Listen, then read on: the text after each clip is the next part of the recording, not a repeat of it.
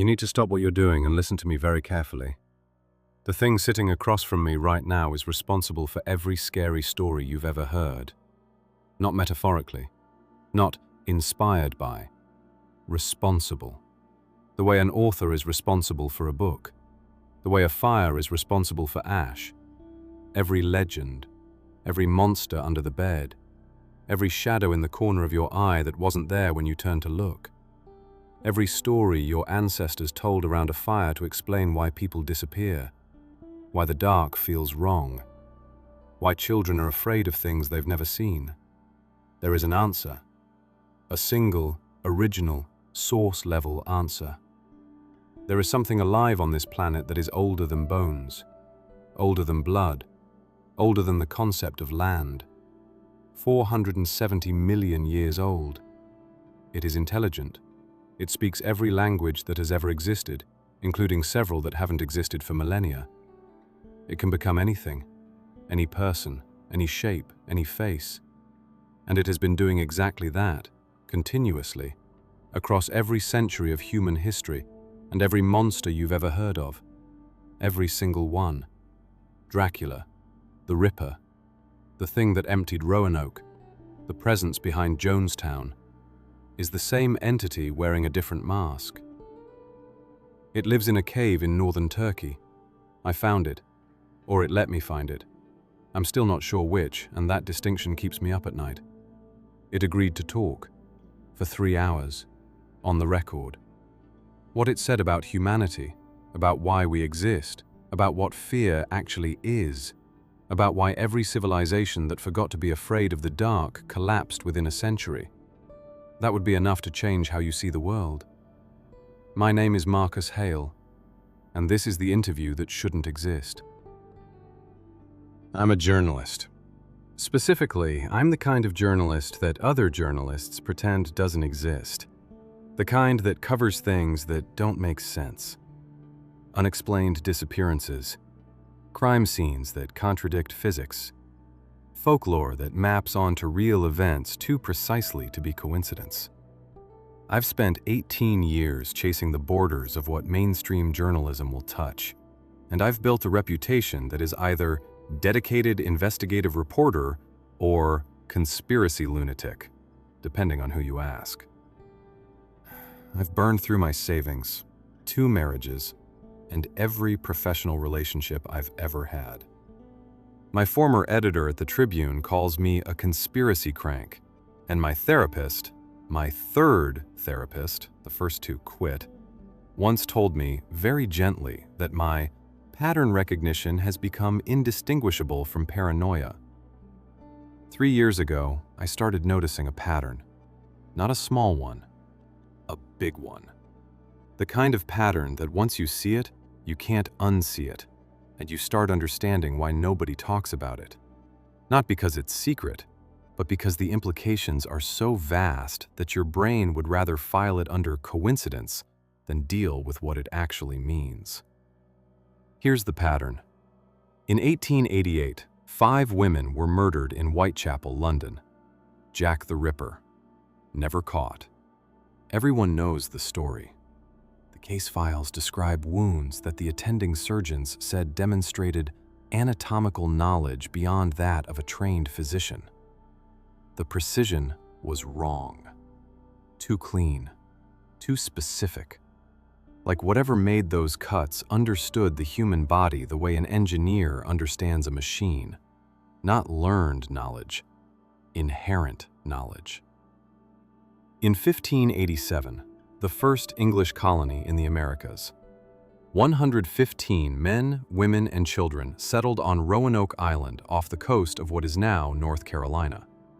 The governor, John White, sailed back to England for supplies. He was delayed 3 years. When he returned, the colony was gone. Not destroyed, not burned, not scattered, gone. 115 human beings had simply stopped existing. No bodies, no belongings, no evidence of struggle, no graves.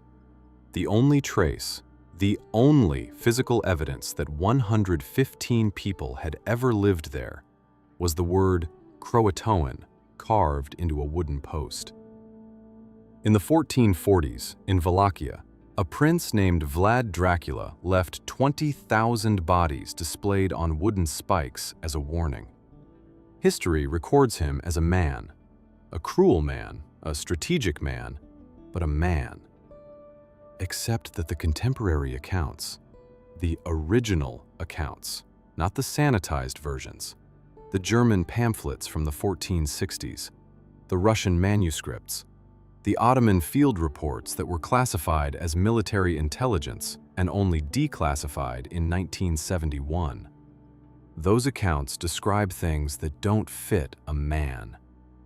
A ruler who moved through battlefields without being touched, who appeared inside fortifications he had no way of entering, whose eyes, and this detail appears in 3 independent sources from 3 different nations, reflected something in firelight that was not the fire. In 1978, in Jonestown, Guyana, the People's Temple, over 900 people consumed a poisoned drink and perished in what history recorded as a mass tragedy.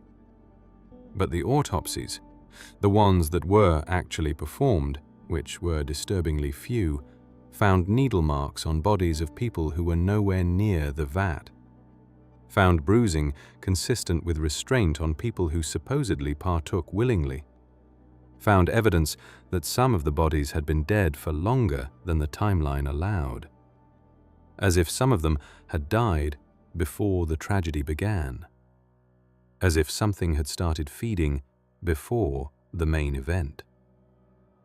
Different centuries, different continents, different circumstances, same signature, a precision that isn't human, a disappearance that isn't natural, a cruelty that serves no strategic purpose, that exists purely for the artistry of suffering. And in every case, a detail that doesn't fit, a loose thread, a thing that shouldn't be there, that suggests the presence of something that history can't account for. I found 47 cases across 6 centuries that shared this signature. I mapped them, I cross-referenced them, I built a timeline. And when I laid that timeline out on my wall, 47 pins, 47 red strings, 47 events that the world had explained away as human evil or natural disaster or mass hysteria, they formed a route, a geographic path, something moving through history, east to west, then back again, pausing for decades, sometimes centuries, then starting again. The path began in what is now Turkey. It ended in what is now Turkey. Like a circle, like something that left home, traveled the world, and came back. That was 2 years ago.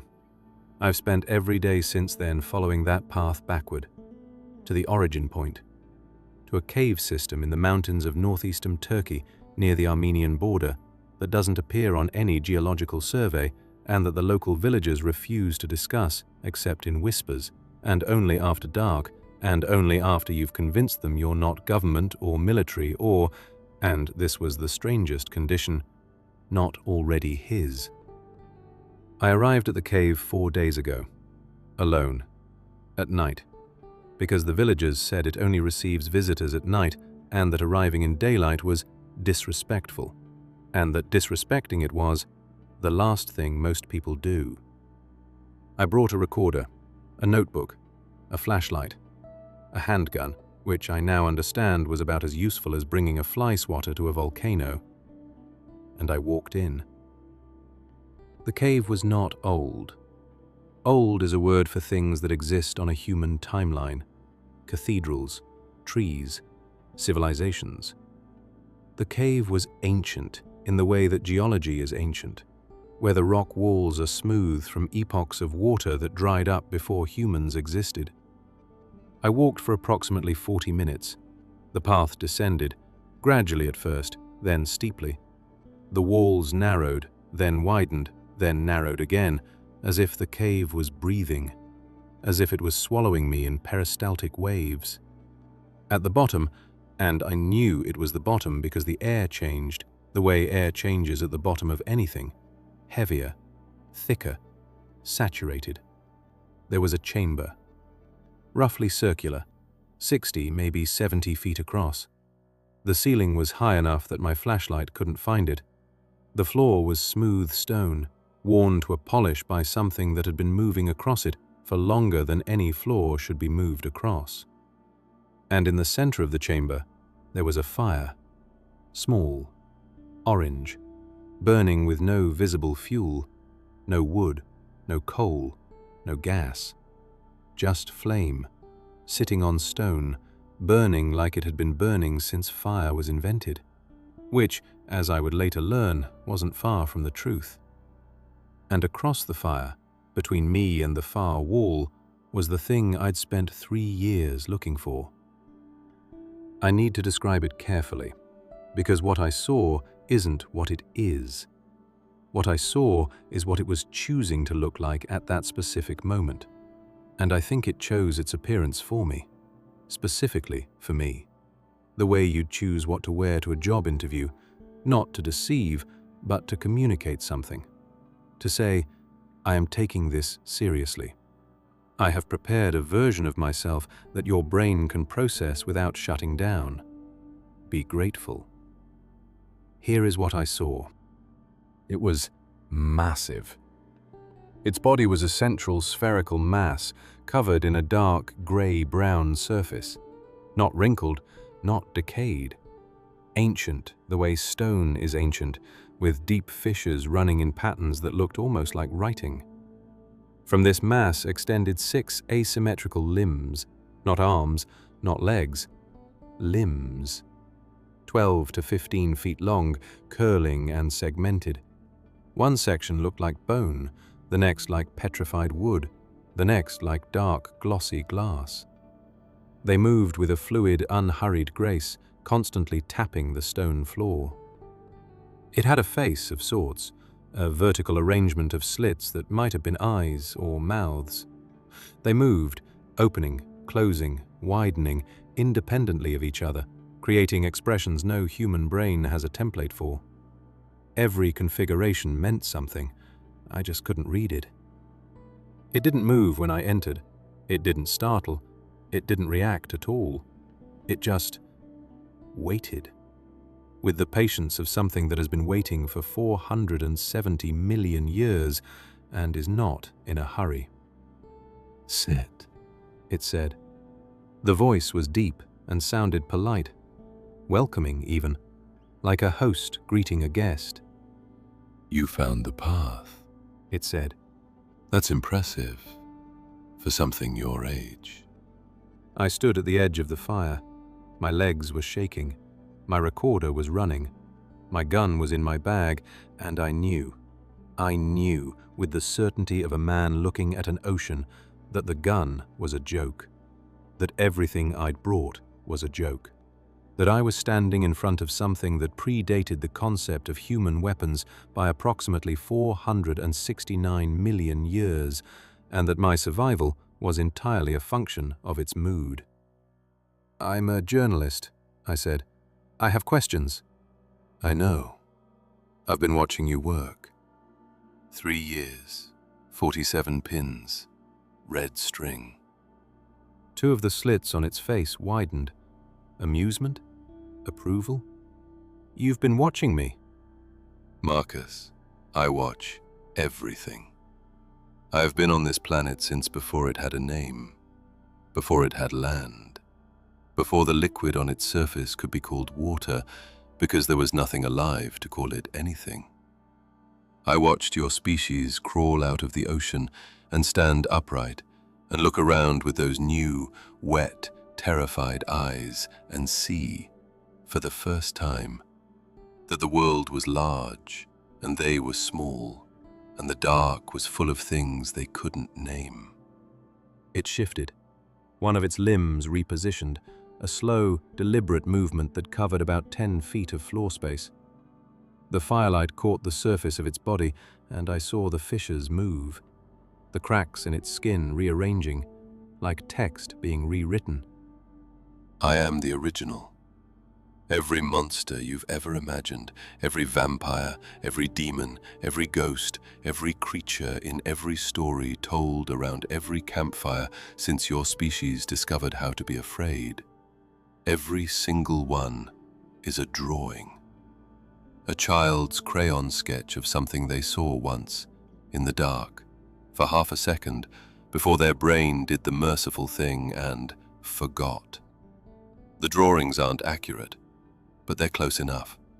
And the fact that every culture on every continent has drawn some version of the same thing should have told your species something a long time ago.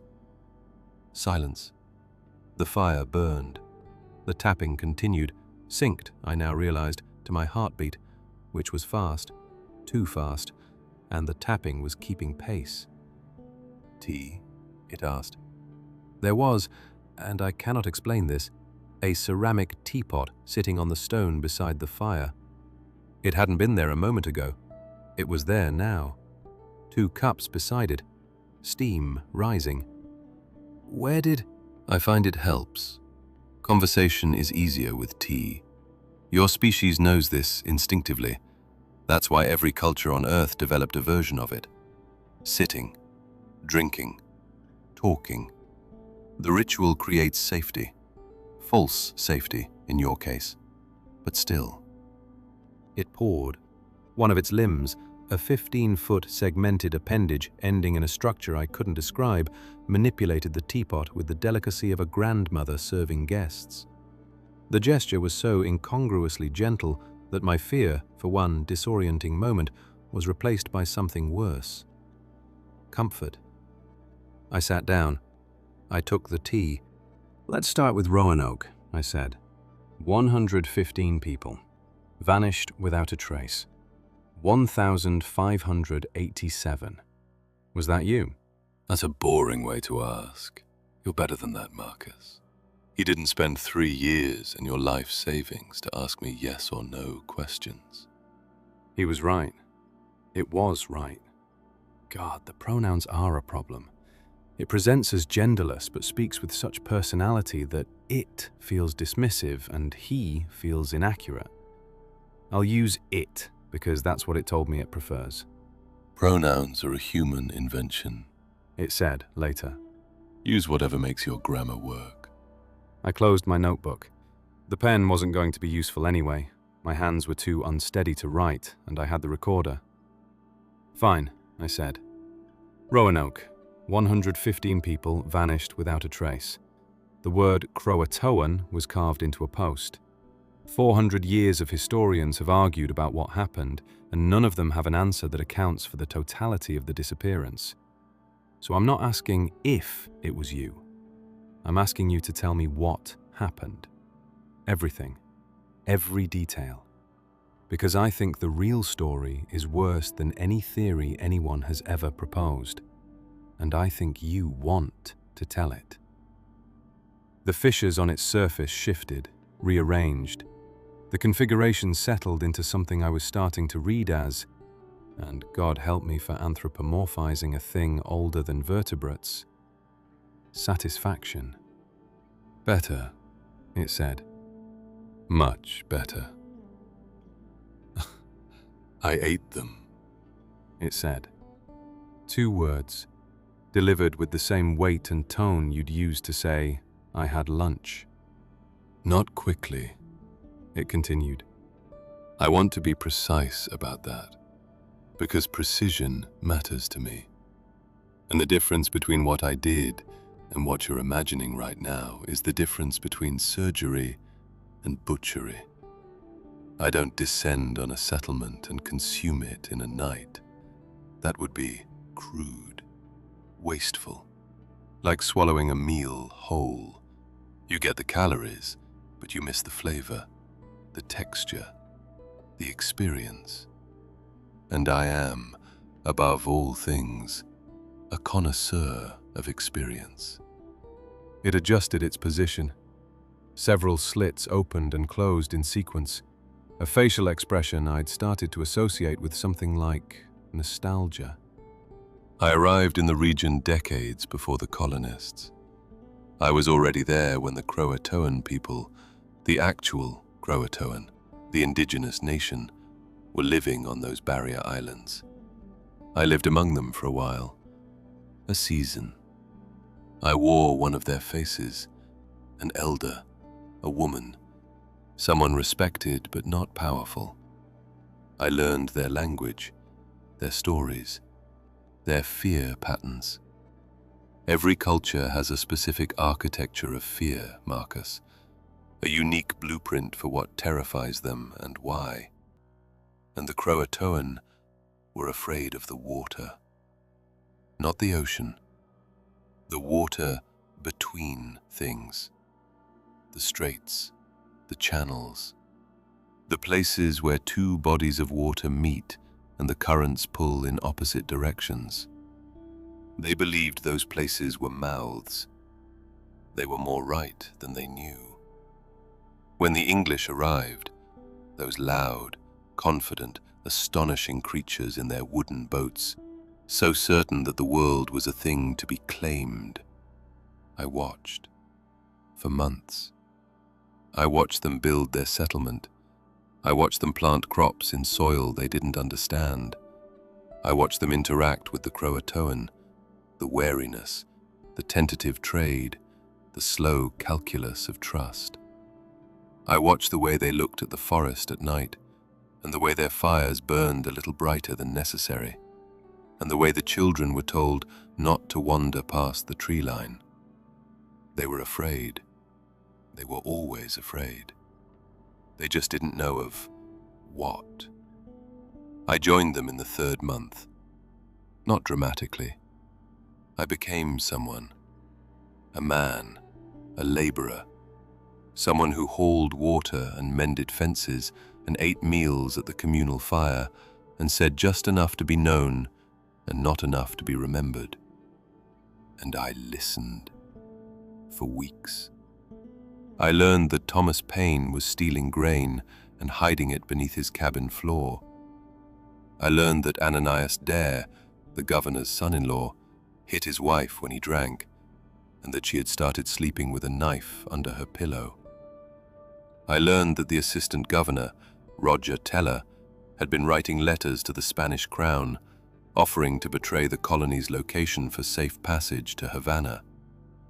I learned that a boy named William Wills, 14 years old, was in love with a Croatoan girl and met her at the river every 3rd night, and that she was teaching him words in her language, and that he was the happiest person in the colony and didn't know it. I learned what each of them feared most. Not the big fears, not starvation, not native attack, not disease. The personal fears. The midnight fears. Thomas Paine was afraid his wife knew about the grain. Ananias Dare was afraid that one night his wife would use the knife. Roger Teller was afraid God could see him writing those letters. William Wills was afraid of growing up and becoming someone who forgot what it felt like to learn a new word from a girl by a river. You learned their fears? I interrupted, my voice sounding entirely too loud in the cavern. Why? It paused. The slits on its face cycled through a configuration I couldn't read. I always learn the fears, not because I need them as weapons, though they work excellently as weapons, because fears are the truest thing about a person. You can lie about what you love, you can perform joy, fake courage, manufacture confidence. But fear is honest. Fear is the one emotion that cannot be faked, because fear comes from the body, not the mind, and the body does not know how to lie. When I know what a person fears, I know what they are. Beneath the performance, beneath the name, beneath the face they show the world. Fear is the skeleton. Everything else is clothing. Another pause. Longer. I began eating them in the 4th month, one at a time, in order. The order matters, Marcus. This is the part that separates craft from violence. I started with the people who would be missed least. The loners, the unliked. The ones whose absence would be registered as, haven't seen him today, rather than, where is he? I consumed them at night, quietly, completely. And then I became them. I wore their faces. I spoke in their voices. I maintained their routines, their habits, their speech patterns, their relationships. You replaced them, I whispered. You were living among them, as them, and they didn't know. And here's the detail that I think you'll appreciate, given your profession. I didn't just replace them. I improved them. The loners became slightly more sociable. The unliked became slightly more pleasant. The man who had been stealing grain suddenly stopped stealing. The copies were better colonists than the originals. The colony, as I consumed it, actually became more functional, more harmonious, more efficient. The remaining humans, the real humans, didn't sense danger. They sensed improvement. Things were going well. Morale was up. Cooperation was smoother. People were getting along. Because the people they were getting along with weren't people anymore. The fire popped. A spark rose and died. The last month was the most beautiful. There were 12 real humans left, and then 8, and then 5. Each one surrounded by copies of their friends and family that smiled correctly and said the right things and maintained every detail of the lives they'd consumed. 5 real people living in a village of the dead and not knowing it. Eating dinner with things that had eaten their neighbors. Sharing beds with things that were wearing their spouses. The last 3 figured it out. Not what I was, just that something was wrong. A woman named Eleanor Dare, actually, the governor's daughter, she noticed first. She told me later, or told the shape I was wearing at the time, that it was the laughter. She said the laughter was wrong. Not the sound, the timing. The copies laughed at the right moments, at the right volume, with the right expression. But there was a delay, a fraction of a second, a tiny gap between the stimulus and the response, that a human fills with recognition and that my copies filled with calculation. And Eleanor, sharp, observant, terrified Eleanor, heard the gap. What happened to her? She ran. They all ran, the last 3, into the forest. At night. I let them get 200 yards, close enough to feel hope, far enough to feel alone. And then every tree in that forest turned into me. Every trunk, every branch, every shadow between the leaves. 300 versions of me, standing in the dark, wearing 300 different faces. Every person the colony had ever lost. Every copy I'd ever made. All of them looking at Eleanor and the other 2 with the expressions of people they had loved and lost and mourned. That's when Eleanor stopped running. Not because I caught her, because her mother was standing in front of her, or something wearing her mother's face. And it was smiling. And it said in her mother's voice, "It's all right, darling. Everyone's here. We've been waiting for you." She walked toward it. They all did. You would too.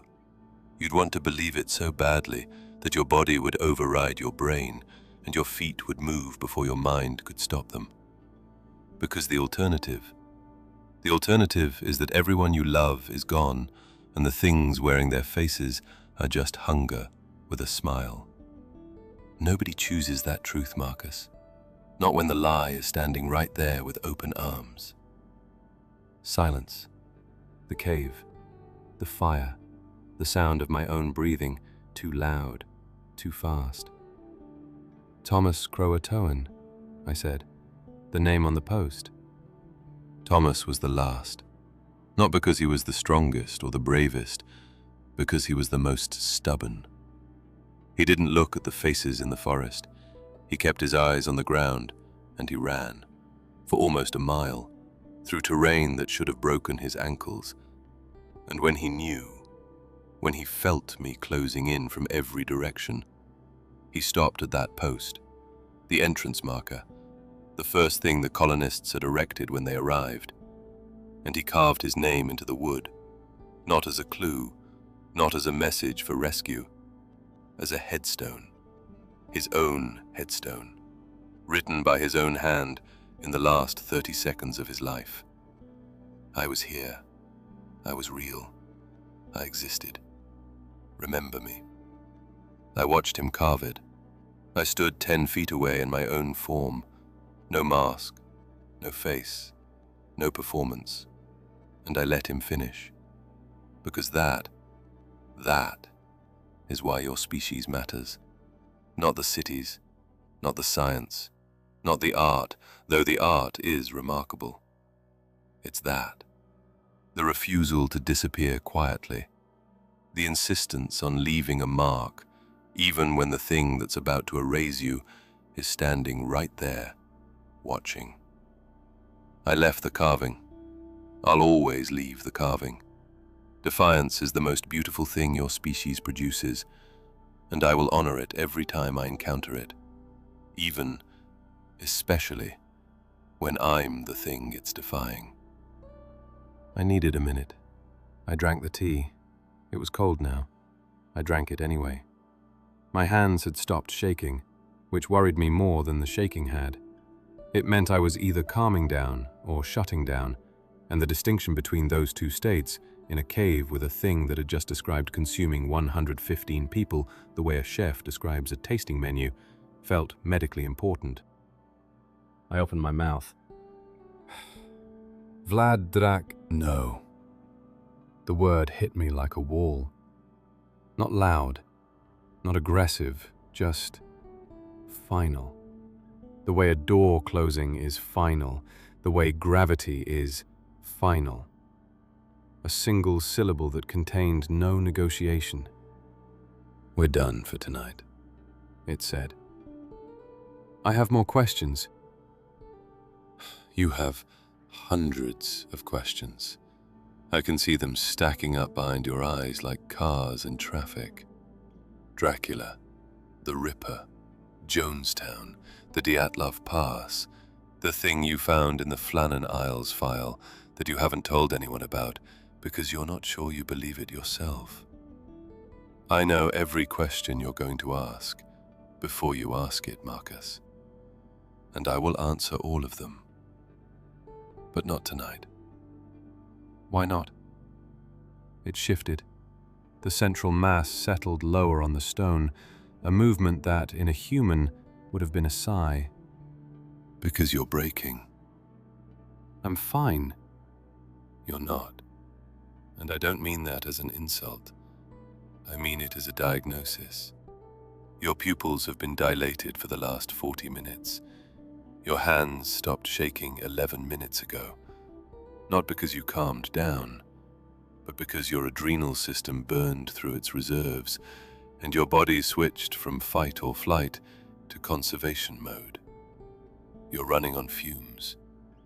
Your prefrontal cortex, the part of your brain that evaluates whether information is real or invented, is operating at approximately 30% capacity. You are, in neurological terms, no longer a reliable witness.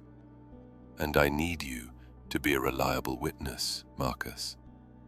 I need you to remember what I told you, accurately, completely, without the distortions that an exhausted brain introduces when it's trying to process things that contradict its foundational architecture. It reached for the teapot, poured itself a cup. The first time it had done so. Drank. A 15-foot limb lifting a ceramic cup to a slit on its face that opened just wide enough to receive the liquid. The gesture was so absurdly domestic that my brain, in its depleted state, almost laughed. Your species has a limitation that I find endlessly fascinating. You can only absorb so much new information before the mind begins to reject it. Not because the information is false, because it's too true, too large, too incompatible with the story you've been telling yourselves about what the world is and how it works. When a human mind encounters a truth that contradicts its foundational beliefs, it doesn't update, it fractures.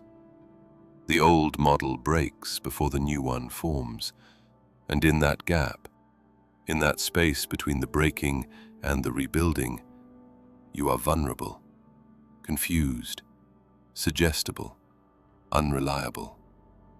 I have seen it happen 10,000 times across 470 million years. Minds far stronger than yours have shattered in that gap and never reassembled. It set the cup down. I am not going to break you, Marcus. Not because I can't, because you're useful to me intact. So here is what's going to happen. You are going to stand up.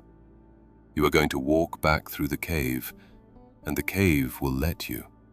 It knows you're leaving. It can feel the difference between entering and exiting, the way a throat can feel the difference between swallowing and coughing. You are going to drive back to the village. You are going to sleep. And while you sleep, your brain is going to do what brains do. It's going to take everything I told you tonight, and it's going to wrestle with it, fight it, try to reject it, try to find the flaw, the contradiction, the reason it can't be true. And it won't find one. And by morning, the information will have settled. Not comfortably, not painlessly, but it will have landed. It will be part of you. And when it's part of you, when Roanoke is no longer a story I told you, but a truth you carry, then you'll be ready for the next one. The next one? Vlad. You want to know about Vlad. I could see it in your face the moment you sat down. The Dracula question was always the one you wanted to ask first. You saved it. Disciplined. I respect that. But Vlad is a different kind of story.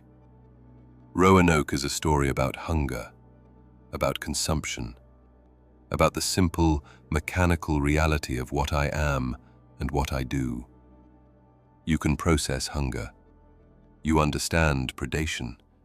It's horrible, but it fits inside a framework your brain already has. Vlad doesn't fit inside any framework you have. Vlad is a story about performance, about what happens when I stop hunting and start creating. When I don't just consume a population, but lead one. When I become not just a predator wearing a human face, but a king, a legend, a myth that outlives me by 6 centuries and becomes so embedded in your species' cultural DNA that you put it on lunchboxes. The slits cycled through several configurations. That dry, ancient humor. You're not ready for Vlad tonight.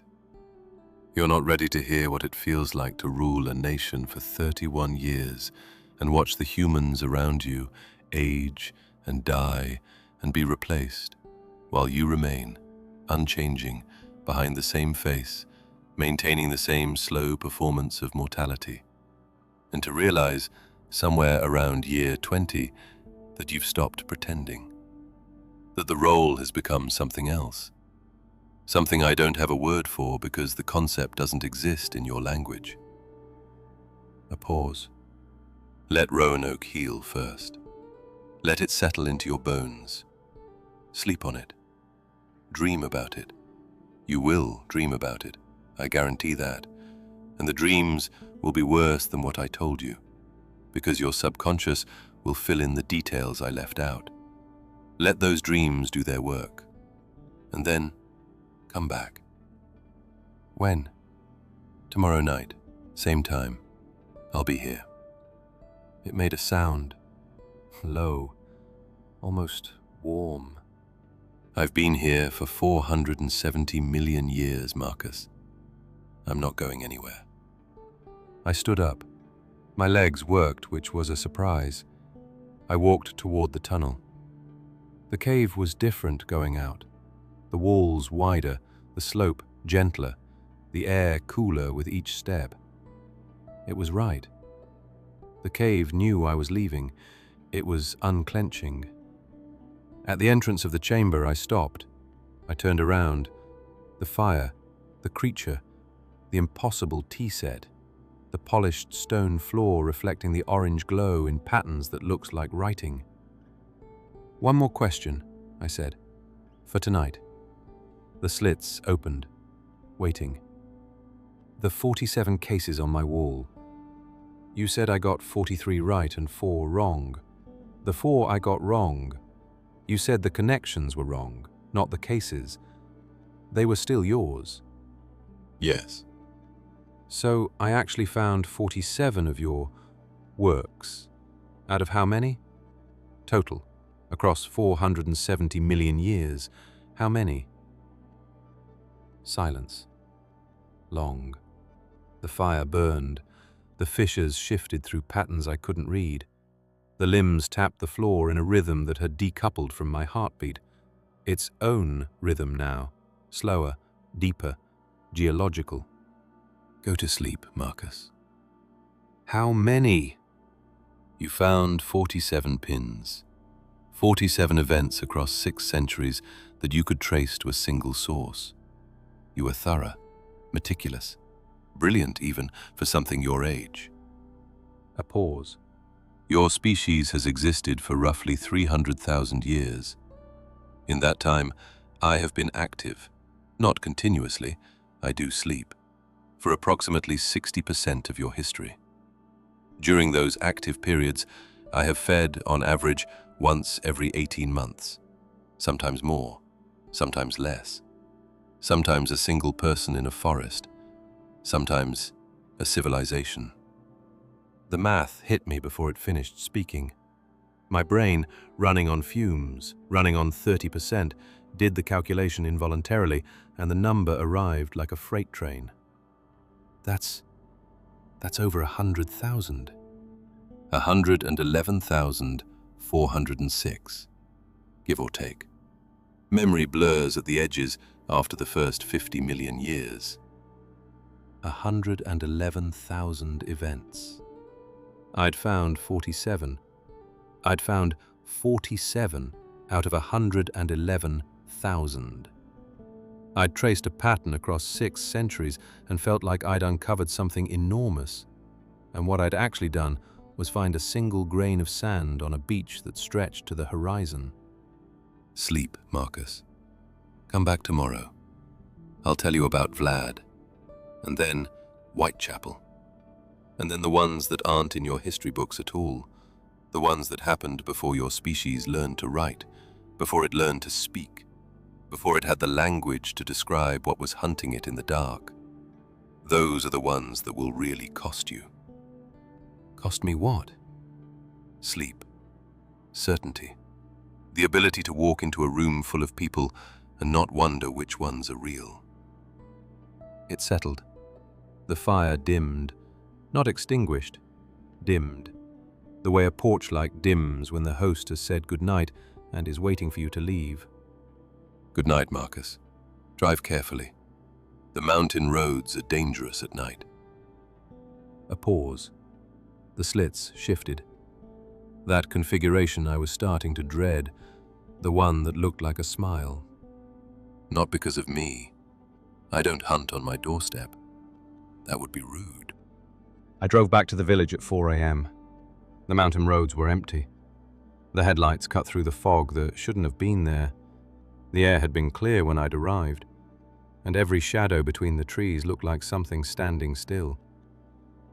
I parked outside the small guest house where I'd been staying. I sat in the car for 20 minutes.